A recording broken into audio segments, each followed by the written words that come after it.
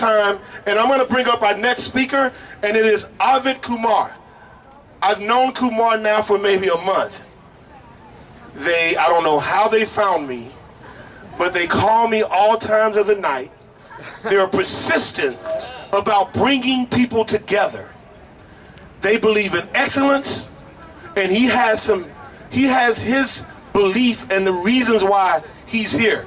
And no one can say that better than him, but he's a civil rights activist, one of the main organizers of today's rally. He's also a writer who works and has appeared in several media outlets, and he's organized rallies and filed lawsuits for justice.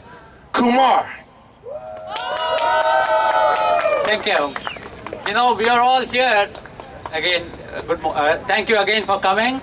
We are all here because we are victims of the Clinton family in some way, and they've created this economy which is like a plantation.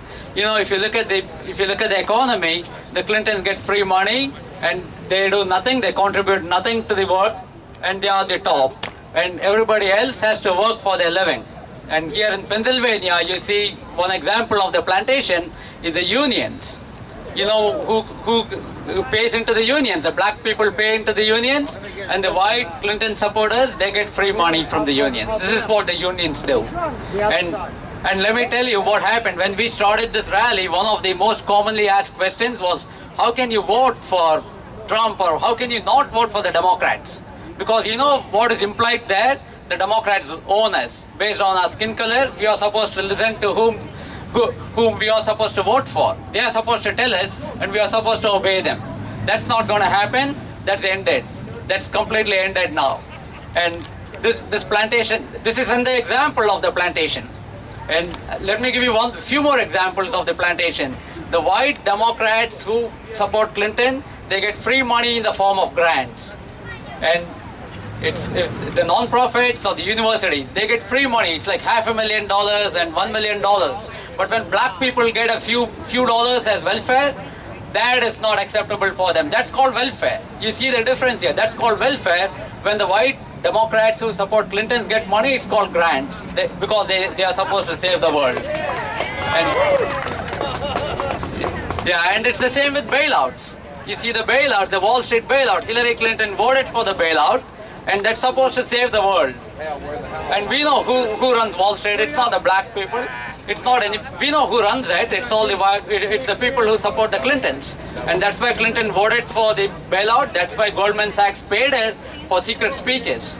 And you know at the rate at which they paid, it's like $1.4 billion per year. That's the annual income that she would get if she kept speaking to Goldman Sachs. And that's what we need to put an end to.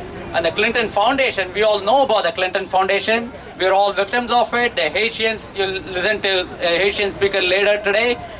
They collected a bunch of money for Haiti. They invested that money in a luxury hotel.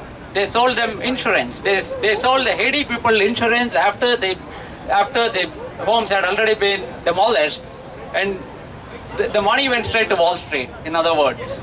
And we know about Clinton Foundation. It's rife in corruption. One of the trustees is a well-known person in India. His name is Sant Chetwal. He is a criminal in 2 countries. He defrauded a bank in India, and he fled India, and then he became a trustee of the Clinton Foundation.